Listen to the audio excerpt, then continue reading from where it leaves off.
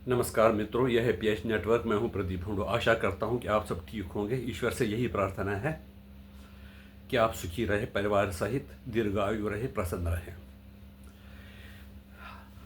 कल हमारे प्रधानमंत्री ने ये स्टेटमेंट दिया कि हमें पहले राष्ट्रहित देखना है और हम जो एग्रीकल्चर से संबंधित प्रोडक्ट है, गौपालक से संबंधित प्रोडक्ट है, मछुआरों से संबंधित प्रोडक्ट, उनमें कोई समझौता नहीं करेगी। और ये कहा कि अमेरिका हम पे इन मामले में दबाव डालना चाहता था, लेकिन हमने नहीं माना। हमें पहले राष्ट्र की जनता की चिंता है और हमारा कर्तव्य है कि हम राष्ट्र की जो जनता है, किसान हो, गौपालक हो, मछुआरे हो, उनकी सिक्योरिटी और उनकी भलाई की चिंता है। इसलिए हमने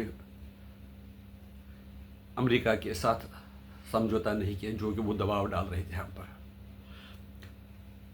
इस संबंध में मैं आपको बताना चाहूँगा कि कल राष्ट्रपति ट्रंप ने 25% से टैरिफ बढ़ाकर 50% कर दिया था। बहाना ले लिया कि आप रशिया से तेल खरीदते हो, जबकि तुम जो रशिया है वो यही पैसा यूक्रेन के खिलाफ इस्तेमाल करता है। लेकिन जब हमारी सरकार के जो प्रवक्ता है, विदेशी प्रवक्ता है, विदेश से संबंध रखने वाले, तो उन्होंने ये दिया कि अमेरिका रूस से यूरेनियम, फर्टिलाइजर्स और कुछ बहुत से सामग्री खरीद रहे हैं, जो हम डॉलर में खरीद रहे हैं उससे ज़्यादा खरीद रहे हैं। और यूरोपियन यूनियन भी गैस वगैरह उनसे खरीदते हैं। लेकिन अब ये समझ में नहीं आता है कि अमेरिका को कोई तेल से कोई मतलब नहीं है, न उसे यूक्रेन से कोई मतलब है। वो ये चाहते हैं कि मेरी बात जो मैंने कहा है, मैं दुनिया के सबसे अमीर राष्ट्र का राष्ट्रपति हूँ, जो मैं कहूँगा वो सबको मानना पड़ेगा।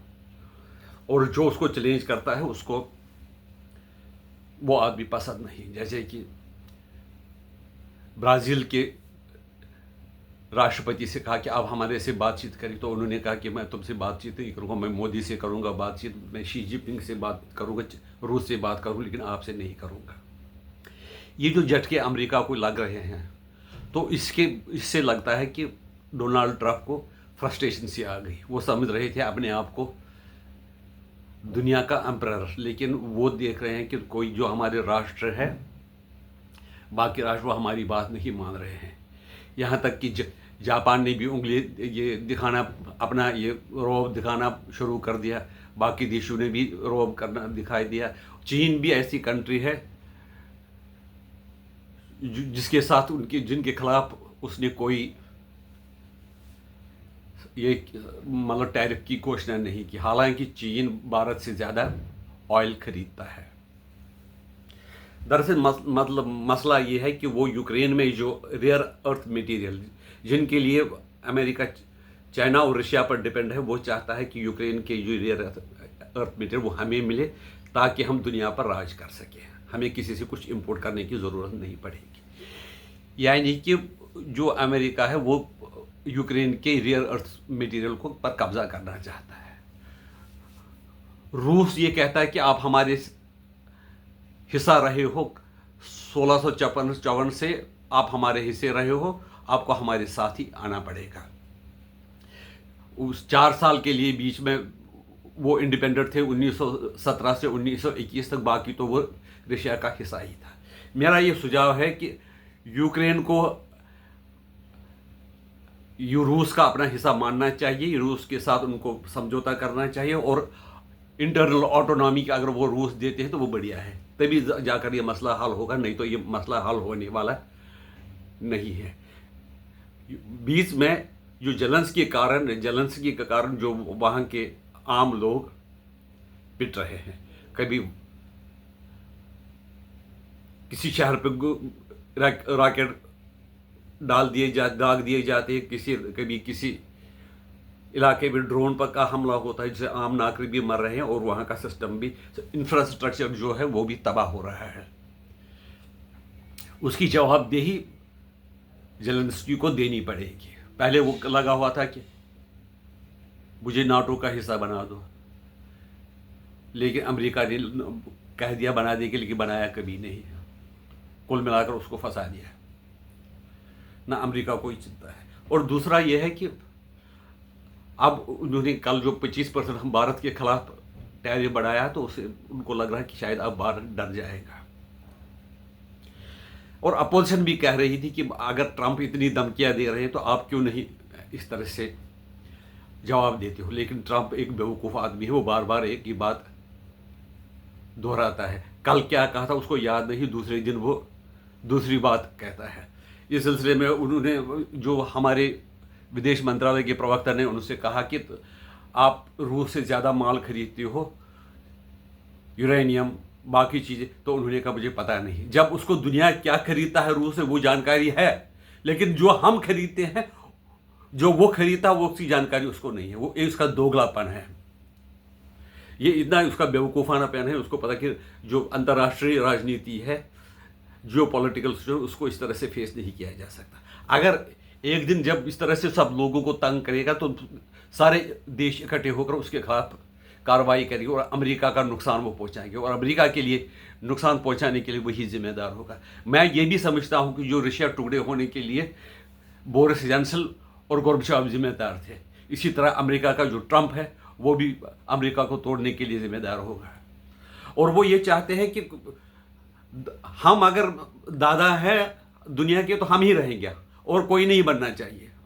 आज मुझे गुस्सा आ रहा है, मैं बिल्कुल शांत बोलता हूं कि वो चाहते हैं कि अगर बाकी कोई आत्मनिर्भर हो जाए तो हम नहीं कर सकते। हम वो चाहते हैं कि सारे दुनिया के देश मेरे ही अंडर रहे, जो अमेरिका कहे वही कहे।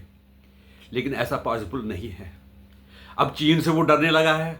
अब वो सोच रहा है कि चीन तो आगे निकल गया, उसको हम डरा नहीं सकते। रूस से भी मुकाबला कर नहीं पा रहा है। अब वो चाहते हैं कि तीसरा देश है हिंदुस्तान को हम अपने अधीन बनाना चाहिए। वो चाहते थे कि हम भारत को चीन के खिलाफ इस्तेमाल करेंगे। हमें पता है चीन एक बड़ा राष्ट्र है, तो हम जिस तरह से जेलेंस्की को बेवकूफ़ बनाकर रशिया के खिलाफ खड़ा कर दिया, इसी तरह से वो चाहते थे कि चीन के खिलाफ हिंदुस्तान को खड़ा कर देंगे, जिससे चाइना की इकॉनमी भी कमज़ोर हो और हिंदुस्तान की भी हो। लेकिन यहाँ पर जो नेतृत्व है वो बहुत परिपक्व है। वो ऐसे नेतृत्व है जिसने न्यूक्लियर डील की थी। जो वो ये ऐसी लीडरशिप नहीं है जिसको कहा गया था तुम रुपये के डिवैल्यू करो, उनकी कीमत कम करो।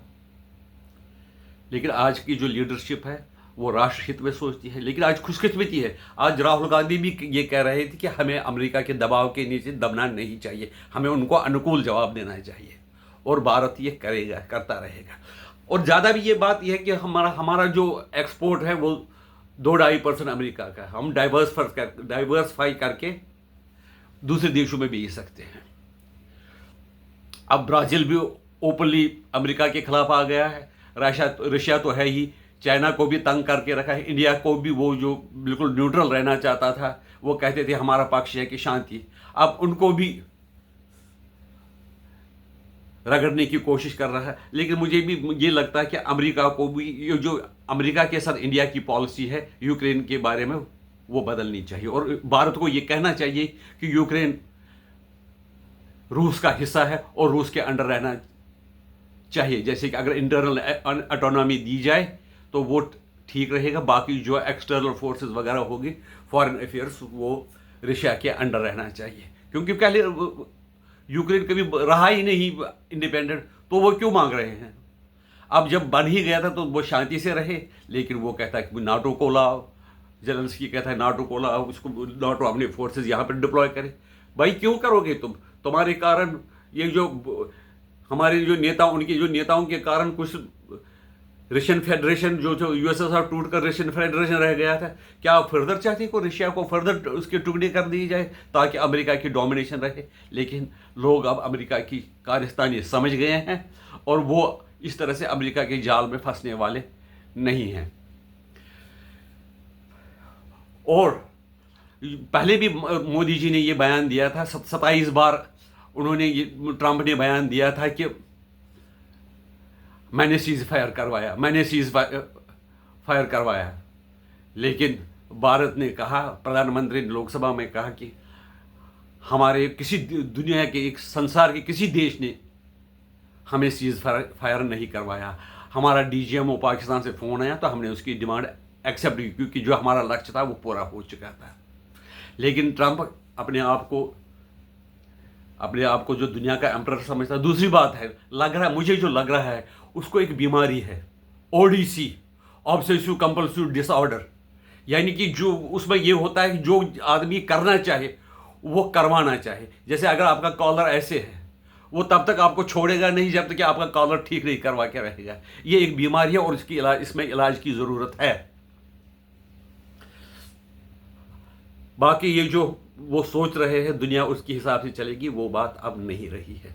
भारत आगे जा रहा है, भारत के साथ वो बहुत परेशानी करे और भी भारत को कष्ट सहने पड़ेंगे, वो और किसी प्रकार का कष्ट तकलीफ देना चाहेंगे। रूस से जंग है, रूस को के साथ हिमात नहीं हो रही है, लेकिन हिंदुस्तान को वो डराना चाहता है। अब जो अमेरिका के दूत हो वो चले गए हैं विटकॉफ के पास। विटकॉफ जो है वो रूस चले गए, मॉस्को है, वहाँ देखते हैं कि क्या होता है। हमारे अजीत जो नेशनल सिक्योरिटी एडवाइज़र है अजीत डोवाल, वो भी वहाँ पर है। आप देखते हैं क्या नतीजा निकलता है। मुझे लगता है कि अजीत डोवाल साहब पुतिन के साथ ऐसी कुछ अच्छी डील करेंगे जिससे कि रशिया और हिंदुस्तान के संबंध और मजबूत हो जाए, क्योंकि रशिया ने हमें बिना लालच के हमेशा सपोर्ट किया है। हो सकता है कि आगे भी करे, हो सकता है कि जो ऑयल प्राइसेस है उसमें और कुछ छूट दे दे, ताकि जो हमारा नुकसान अमेरिका के साथ हो रहा है उसकी भरपाई हो रही। आपकी राय इसके बारे में हमें बता दीजिए। हमसे आपसे पुनः यही अनुरोध है कि हमारे चैनल को सब्सक्राइब कीजिए, वीडियो को लाइक कीजिए, शेयर करना ना भूलिए। वंदे मातरम।